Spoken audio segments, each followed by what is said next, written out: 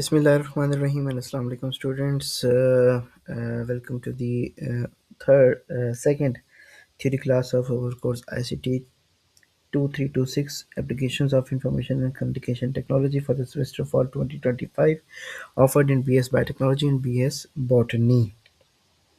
We were discussing about artificial intelligence and its impact in information technology. Now we will be discussing about the ethics in computing.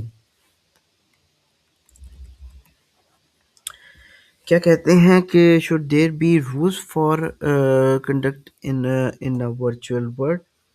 ठीक है। Definitely हम जब किसी भी environment में काम करते हैं तो जब तक रूल्स एंड पॉलिसीज़ नहीं होगी तो वहाँ के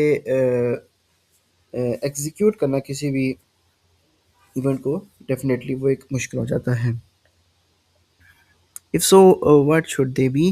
What does plagiarism mean in a world where people can easily copy, paste, and upload content of all kinds? ठीक है। मिसाल के तौर पर किसी ने एक पोइट्री लिखी है और अब उसको एक दूसरा बंदा उस अपने नाम से पोइट्री को अपलोड कर देता है and as a YouTube video. तो क्या ये प्लेजरिज्म नहीं होगी?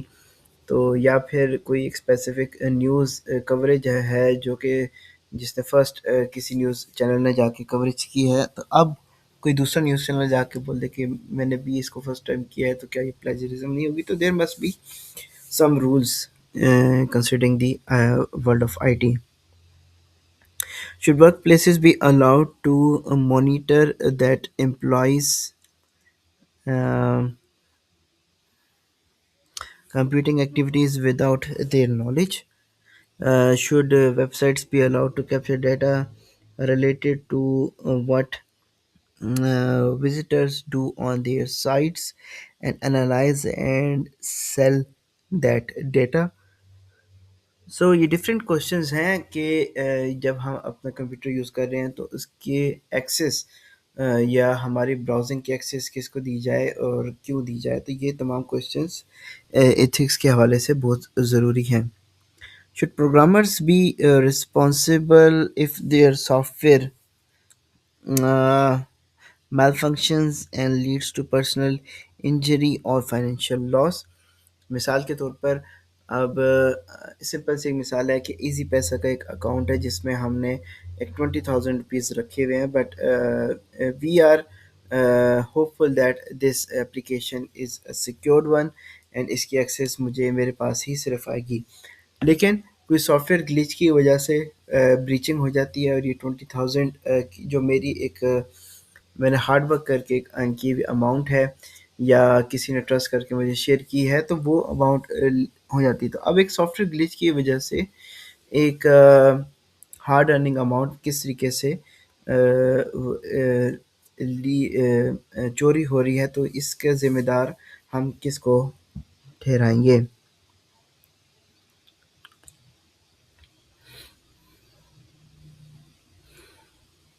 Should internet access be provided for free by communities to their citizens who cannot afford it?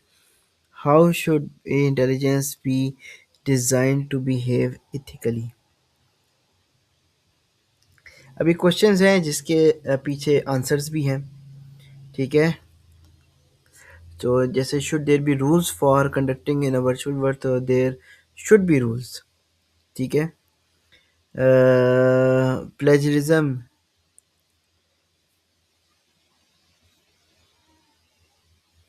की रिकग्निशन जहाँ पे हम डाटा को इजीली कॉपी पेस्ट कर सकते हैं। Questions that did not even exist just a few years ago. ये ऐसे क्वेश्चंस हैं जो आज से कई साल पहले, क्योंकि एआई, कंप्यूटिंग, आईटी, इनकी हमारे पास एग्जिस्टेंस आज से कुछ साल पहले तक उस तरीके की नहीं थी जो आज की है। सोशल मीडिया का दौर है, तो इस पे फिर क्वेश्चंस भी उसके मुताबिक हमें रेस करने पड़ेंगे। As the reach of the technology continues to spread, these are questions that more and more scientists must face and develop their own answers to, because different societies have different ideas of what it means to behave ethically. There will be many solutions to ethical questions. How we investigate cultural responses to ethical challenges becomes more important as we pose the technology quicker.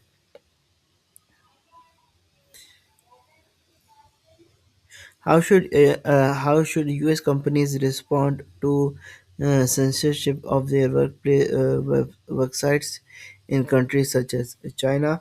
So every society, every country, every region has some work ethics, जो कि maybe differ from other countries regions work ethics तो इसलिए कोई central policy भी design होनी चाहिए जो हर country को हर रीजन को एम्पावर कर रही होगी कि वो आईटी की फील्ड में ख़ुद को भी वहाँ पे एक्सेल कर सके.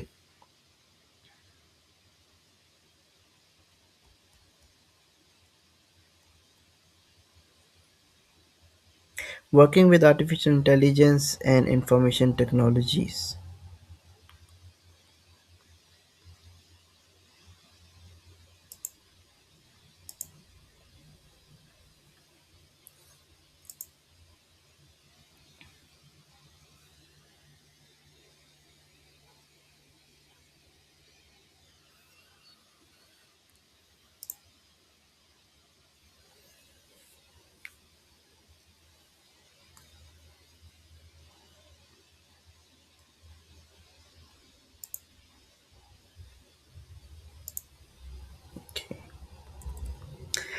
Information technology is a field of study focused on the management and processing of information.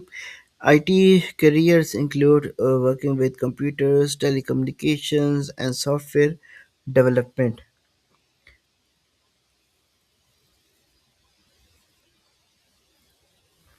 ठीक है, ये जो हमारे पास एक ऑफिस है एनटीसी का, नेटवर्क एंड टेलीकम्युनिकेशन सेंटर. सो ये आईटी के हवाले से दो बहुत ही इम्पोर्टेंट एस्पेक्ट्स को कवर कर रहा है, telecommunication and networks. Career opportunities in IT are on the rise, but no matter what career you choose, the workplace uh, demands new skills. ठीक है, हर एरा में न्यू स्किल्स की रिक्वायरमेंट आती जा रही है, उसके मुताबिक हमें चीज़ों में एडवांसमेंट लानी होगी.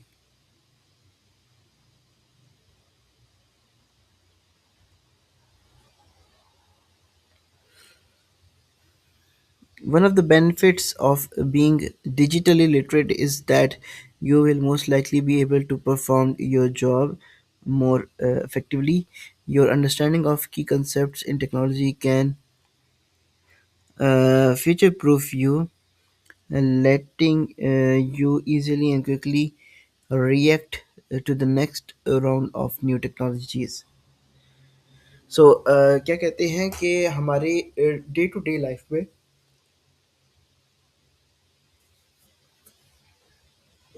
टेक्नोलॉजी की इन्वॉल्वमेंट ऐसी आ गई है कि अब हम इसमें ख़ुद को एक्सेल करना है, अप टू डेट रहना है, ताकि ये जो हमारे अतराफ़ में डिफरेंट करियर्स हैं, डिफरेंट फील्ड्स हैं, जब इनमें टेक्नोलॉजी इनकॉर्पोरेट होगी तो हम उसको किस तरीके से अपनी लाइफ में ऐड कर सकेंगे. The amount of data generated each second of the day is staggering. AI systems deployed in the retail sector are responsible for merging huge amounts of data and performing data mining analysis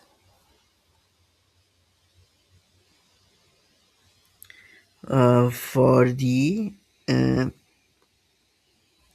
managers. अच्छा, retail क्या है? जहाँ पे हम चीज़ों को cell purchase करते हैं, ठीक है? अब ट्रेंड्स, किस चीज़ की डिमांड ज़्यादा है, कब ज़्यादा है, कौन-सी चीज़ डे टाइम में अवेलेबल है, कौन-सी चीज़ ज़्यादा नाइट टाइम में अवेलेबल है.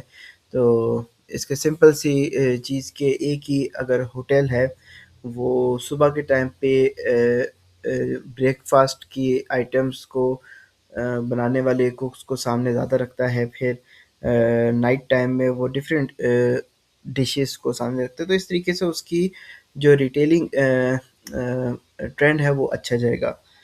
तो ये चीज़ के हर special and temporal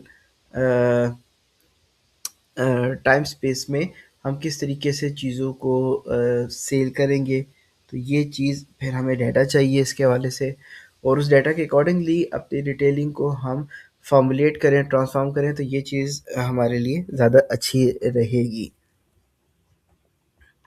For example, the retailers often study the data gathered from register terminals to determine which products are selling on a given day and in a specific location. In addition to using the inventory control systems, which help managers figure out how much the merchandise they need to order or replace, the stock managers can use the mine data to determine that if they uh, want a certain product to sell. ठीक है, सो ये जो data मैंने starting में सारी बात बताई वो यही कि जब तक हमारे पास सेलिंग परचेजिंग का डेटा नहीं होगा, हमें ट्रेंड्स नहीं आइडिया हो गए, तो उस हिसाब से हम स्टॉक्स को रेडी नहीं कर सकते। मिसाल के तौर पे आज से कि 5 साल पहले जब कोविड आया था, तो उस टाइम जो सैनिटाइजर्स थे उनकी उनकी मैन्युफैक्चरिंग, उनकी डिस्ट्रीब्यूशन, उनकी सेलिंग काफ़ी बढ़ गई थी, तो उस हिसाब से उनकी डिमांड भी ज़्यादा है, तो ये तमाम जो वर्कफ्लो था that was optimized for the presence और एटलीस्ट उसकी मार्केट में अवेलेबिलिटी को मैक्सिमम इंश्योर किया गया। इसके अलावा फेस मास्क थे, ठीक है, ग्लव्स थे, तो ये चीज़ें टाइम की नीड पे मार्केट में अवेलेबल हों, ये चीज़ें हमें डिजिटल ट्रेनिंग से आती हैं।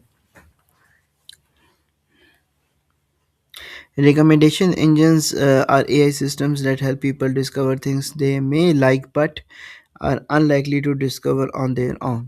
ठीक है, ड्यूरिंग ऑनलाइन ब्राउजिंग हम अगर किसी प्रोडक्ट की लाइक करते हैं, उसके बारे में रिव्यूज़ को पढ़ते हैं, तो अल्टीमेटली हमारी सर्चिंग ब्राउजिंग हिस्ट्री की मदद से उससे रिलेटेड जो प्रोडक्ट्स हैं वो भी हमारे पास सामने एज अ सजेशंस आना स्टार्ट हो जाते हैं। तो ये चीज़ भी हमें देखती है कि ये रिकमेंडेशन इंजन्स अपने जो कस्टमर्स हैं उनको हेल्प आउट करते हैं to find related products. is cr- crunching massive amounts of data effectively. Without it, the ability to collect massive amounts of data and use data mining to understand it, recommendation engines wouldn't exist। ठीक है, आपकी तमाम browsing सिर्फ आपकी नहीं, तमाम customers की data trend किधर जा रहा है, टॉप सेलर्स चीज़ें कौन सी हैं, उसके मुताबिक सजेशंस हमें मिलती हैं।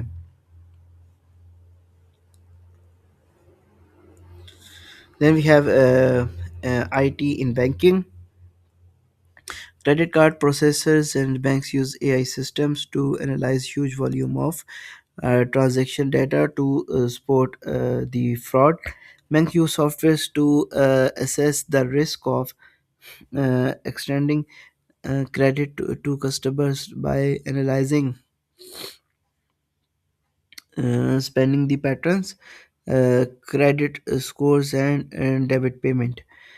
ठीक है, बैंकिंग में भी आईटी की इन्वॉल्वमेंट इस तरीके से ज़्यादा है कि हमें उसकी यूज़ क्यों चाहिए, कि ताकि हम डिफरेंट जो अतराफ में जो फ्रॉड्स हैं या हैकर्स हैं उनके एक्सेस को भी ब्लॉक कर सके, एंड टू एंड इंक्रिप्शन हो, हर तरीके का हमारा जो डाटा है वो सेफ़ हो।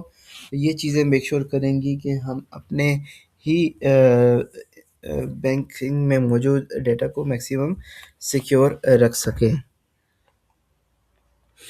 ट्रांसपोर्टेशन में हमने देखा कि सेल्फ ड्राइविंग कार्स हैं, ठीक है, और इसमें डिफरेंट एड ऑन फीचर्स आ जाते हैं, मिसाल के तौर पे ऑटोमेटेड ग्लास विंडोज़ हैं, या फिर हमारे पास डिफरेंट कैमरा व्यूज़ आ जाते हैं कार में। तो अब जब तक हमें इंफॉर्मेशन टेक्नोलॉजी, आईटी लिटरेसी नहीं पता होगी, तो हम इन चीज़ों को भी इफ़ेक्टिवली यूज़ नहीं कर सकेंगे।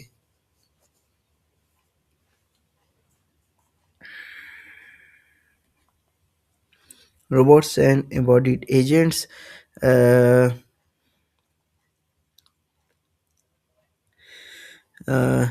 बाकायदा एक प्रॉपर हमारे पास एक डिज़ाइंड रोबोट भी ठीक है, लेकिन इसके अलावा चैटबॉट्स भी आ गए हैं।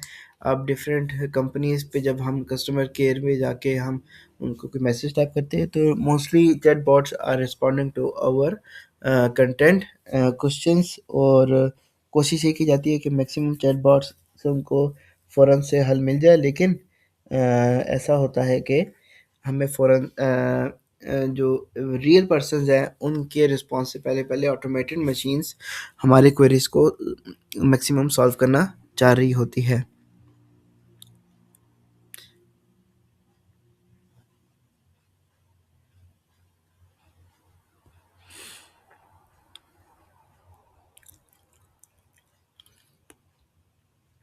एजुकेशन में आईटी की इन्वॉल्वमेंट कैसी है? Assistants are being used in a variety of ways to support learning, for example virtual language instructors, ठीक है, एडवांस एआई सिस्टम्स की मदद से हम आईटी में मौजूद वर्चुअल लैंग्वेज इंस्ट्रक्टर्स की मदद से हम चीज़ों को सीख सकते हैं, लैंग्वेज को। फिर प्लेजरिज्म डिटेक्टर्स लाइक टर्निटिन, ये क्या करता है कि आपके अपलोडेड डॉक्यूमेंट को चेक करता है कि कंटेंट जो है वो किधर से कहीं कॉपी पेस्ट तो नहीं किया था। तो इसमें सिर्फ ये नहीं होता कि वर्ड्स को कॉपी पेस्ट करना है, वर्ड्स के सीड्स बनते हैं। मिसाल के तौर पर जैसे लास्ट सेंटेंस हमने देखा, the quick brown fox jumps over the lazy dog, तो उससे फिर एक वर्ड लेगा फॉक्स, फिर लेगा ब्राउन फॉक्स, फिर लेगा ब्राउन फॉक्स जंप्स। तो इस तरीके से वो सीड अपने सेंटेंस को ग्रो करता जाएगा एंड देन उसको सर्च करेगा। क्योंकि फॉक्स नेम तो हमें कहीं भी मिल सकता है, लेकिन ब्राउन फॉक्स भी हमें कहीं मिल सकता है, लेकिन ब्राउन फॉक्स जंप्स, अब इसकी प्रोबेबिलिटी बट कम होती जा रही है कि इसकी बाय इंडिपेंडेंट अग्रेंस कहीं भी इसकी हमें मौजूदगी मिले किसी भी कंटेंट में। फिर क्विक ब्राउन फॉक्स जंप्स, अब अगेन प्रोबेबिलिटी मज़ीद डिक्रीज़ होगी। अब ये क्विक ब्राउन फॉक्स जंप्स हमें सेंटेंस कहीं भी मिलेगा, तो चांसेस ये हैं कि वहाँ पे ये सेंटेंस कॉपीड है। ये जस्ट मैं एक एग्जांपल दे रहा हूँ। अदरवाइज़ हम किसी भी लिखी हुई पोएम को अगर सर्च करना चाहें, तो उसमें भी प्लेजरिज्म डिटेक्शन हमें की जा सकती है।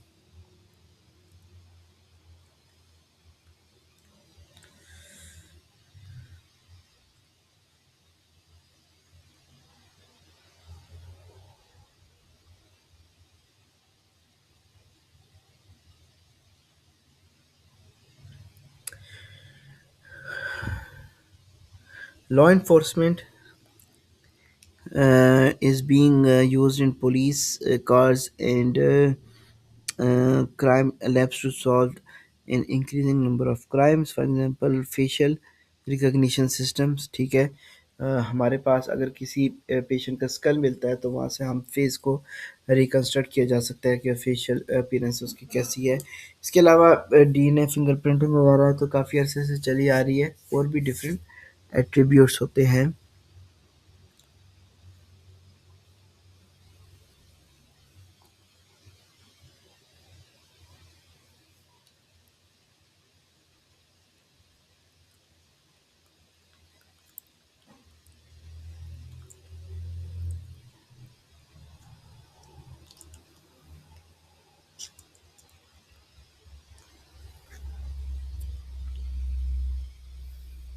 Using AI-powered software, proprietary law enforcement databases can be analyzed for the similarities between crimes in an attempt to detect patterns that may reveal serial crimes, ठीक है। सो बहुत सारे ऐसे एट्रीब्यूट जहाँ पे हमें लगे कि चीज़ों में कुछ सिमिलैरिटी पाई जा रही है क्राइम पैटर्न्स में, तो उनकी डिटेक्शन भी, जो कि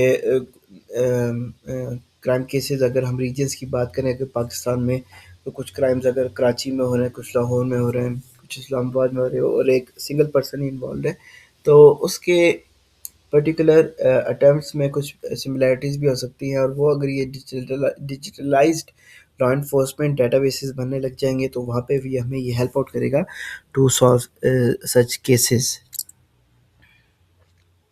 फोरेंसिक्स में काफ़ी इसका रोल आ गया है आईटी का। फिर मेडिसिन में हमारे पास काफ़ी रोल है आईटी का।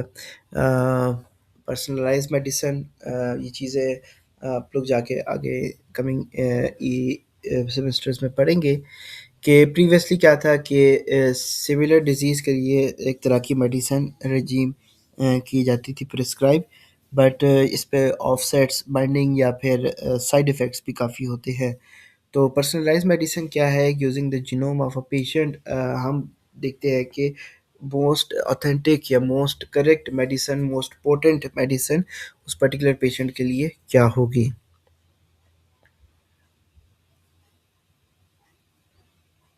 फिर टेक्नोलॉजी की मदद से हम वर्चुअल स्क्रीनिंग परफॉर्म करते हैं इन medicine field.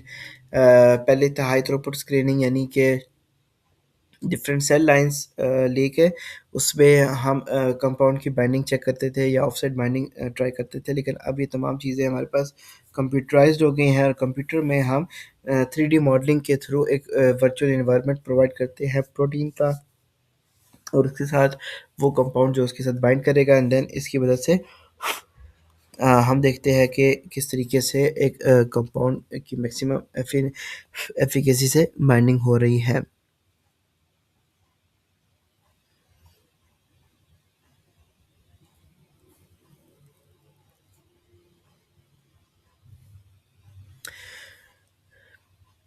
Medicine and IT का इन्वॉल्वमेंट की बहुत ही ब्रॉडर एप्लीकेशन हमारे पास फील्ड में आ जाती है बायोइन्फॉर्मेटिक्स में, जो कि पर्टिकुलरली मेरी फील्ड है। तो इंशाल्लाह आप बच्चों के साथ बी एस बायोटेक्नोलॉजी वाले के साथ 6 सेमेस्टर में हम इस कोर्स को अच्छे से पढ़ेंगे और देखेंगे कि हम किस तरीके से मेडिसिन एंड आईटी को इनकॉर्पोरेट कर सकते हैं।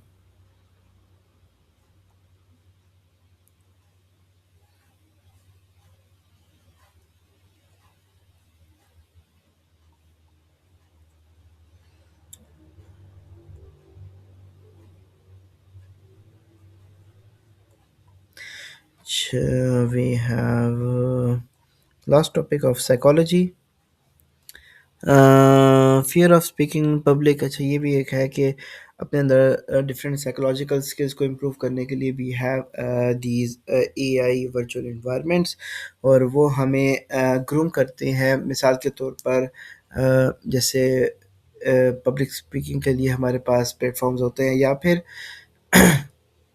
अ, हम बाहर किसी मुल्क में अप्लाई कर रहे हैं तो एम्बेसी में इंटरव्यू के लिए हमारे पास डिफरेंट ऑप्शन अगेन चैटबॉट्स होते हैं जो हमें ट्रेन करते हैं। इसके अलावा जो पब्लिक सर्विस कमीशन के जॉब इंटरव्यूज़ होते हैं वो बहुत इंपॉर्टेंट होते हैं, तो वहाँ उनकी प्रिपरेशन के लिए भी देर आर इन्वायरमेंट्स जो कि हमें साइकोलॉजिकली ग्रूम करते हैं to address the questions of such events.